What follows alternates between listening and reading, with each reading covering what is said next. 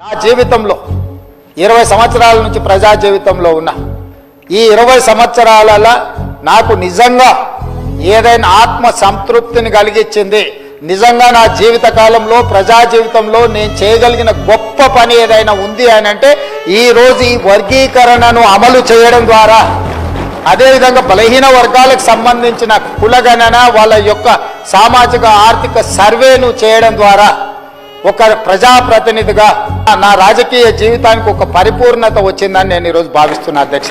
జీవిత కాలంలో కొంతమందికి అవకాశాలు రావు. చాలా మంది ముఖ్యమంత్రులు ఈ రాష్ట్రంలో తెలంగాణ రాష్ట్రానికి నాకంటే ముందున్నోళ్ళకు కానీ ఉమ్మడి రాష్ట్రంలో దాదాపుగా 16 సార్లు ముఖ్యమంత్రులు ఉన్నోళ్లకు రాని అవకాశం ఈరోజు నాకు తమరి ద్వారా ఈరోజు ఈ అవకాశం వచ్చింది అధ్యక్ష. నిజంగా ఈ సందర్భాన్ని చరిత్ర నా రాజకీయ జీవితంలో ఏ రోజైనా నా కోసం నేను గుర్తు పెట్టుకునేది కానీ నా కోసం ఒక పేజీ ఏదైనా రాసుకోవాల్సి వస్తే ఈ రోజున ఫిబ్రవరి 4, 2025ను నేను తప్పకుండా అందులో పొందుపరుస్తానని చెప్పి ఈ సందర్భంగా తమ దృష్టికి తీసుకొస్తున్నా అధ్యక్ష.